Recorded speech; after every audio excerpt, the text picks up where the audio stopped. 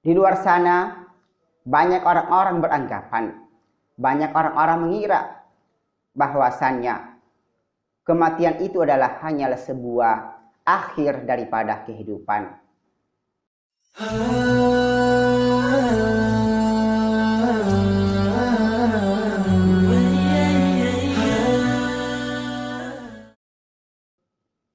Assalamualaikum warahmatullahi wabarakatuh. Innal hamdalillah nahmaduhu wa nasta'inuhu wa nastaghfir.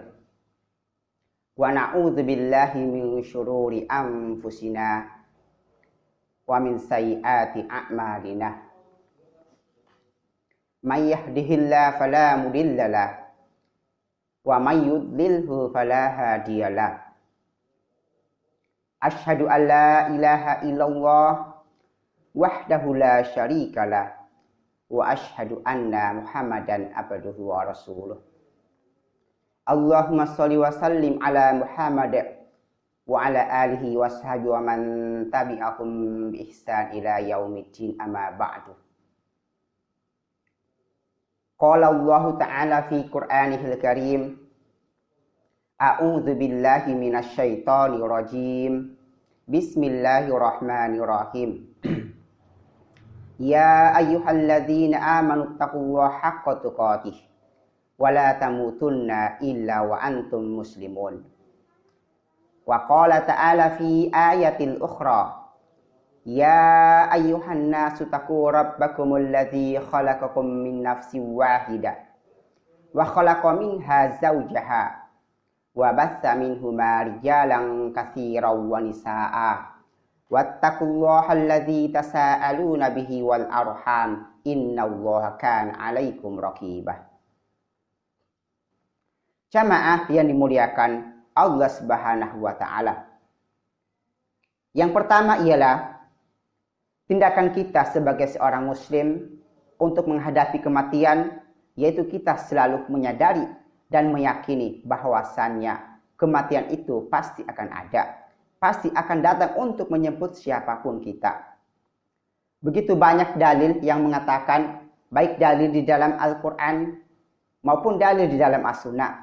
Sebagaimana dalil dalam Al-Quran dikatakan di dalam surah Al-Imran ayat 185 yang berbunyi, Kullu nafsin dha'iqatul maut wa innama tuwaffawna ujurakum yaumal qiyamah faman zuhziha 'anil nar wa dukhilal jannah faqad faz wa mal hayatud dunya illa mata'ul ghurur. Yang artinya kullu nafsin dha'iqatul maut, setiap jiwa pasti akan mengalami yang namanya kematian. Dan pada hari kiamat sajalah amal kalian akan disempurnakan. Dan barang siapa yang dijauhkan dari neraka dan dimasukkan ke dalam surga, maka ia termasuk orang-orang yang paling beruntung. Dan sesungguhnya kehidupan dunia adalah kehidupan yang dapat memperdayamu. Di dalam tafsirnya, ayat ini Allah Subhanahu wa taala mengatakan di dalam ayat ini, kalimat yang pertama ialah kullu nafsin dha'iqatul maut, yang artinya setiap makhluk hidup, setiap jiwa pasti akan mengalami yang namanya kematian. Baik makhluk yang tinggal di kota maupun makhluk yang tinggal di desa, makhluk yang tinggal di hutan, makhluk yang sehat, yang sakit, yang kuat, yang lemah, yang tinggal di darat maupun tinggal di lautan, tinggal di dunia dan juga tinggal di langit. Baik makhluk yang kaya maupun yang miskin, pasti semua itu akan mengalami yang namanya kematian tanpa terkecuali. Pemirsa yang dimuliakan Allah Subhanahu wa taala, dengan kejadian inilah sehingga mereka akan kembali kepada Tuhan mereka untuk mempertanggungjawabkan amal perbuatan mereka masing-masing ketika di dunia. Dan juga ketika di hari kiamat nanti atau ketika di akhirat nanti, di sana tidak ada lagi pengurangan amal dan juga di sana tidak ada lagi tawar-menawar terhadap apa yang kita lakukan ketika di muka bumi tersebut.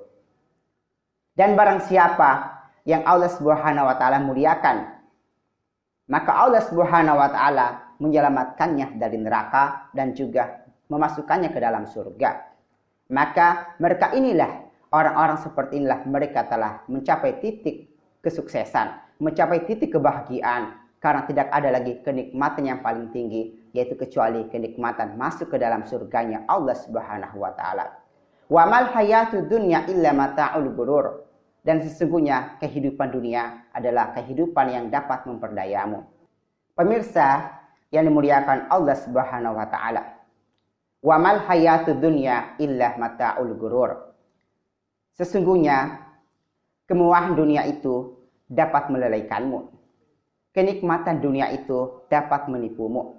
Allah Subhanahu wa taala tidak pernah memuji yang namanya dunia, baik di dalam Al-Qur'an maupun di As-Sunnah atau hadis-hadis Rasulullah Shallallahu alaihi wasallam. Dunia itu adalah mata'ul ghurur atau kenikmatan yang menipu. Bahkan di dalam surah At-Takasur pun dikatakan, alhaakumut takasur hatta zurtumul maqabir.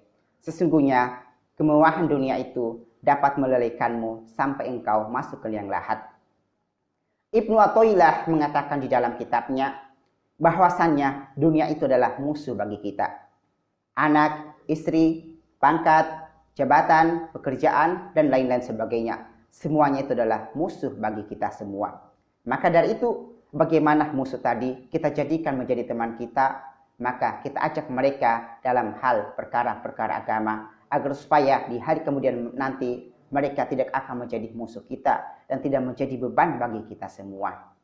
Rasulullah Shallallahu alaihi wasallam bersabda, mukmin yang paling cerdas adalah mukmin yang selalu mengingat-ingat kematian dan juga mempersiapkan bekal untuk kematiannya, atau mempersiapkan bekal untuk kampung akhirat yang kekal abadi selama-lamanya. Hadis riwayat Ibnu Majah.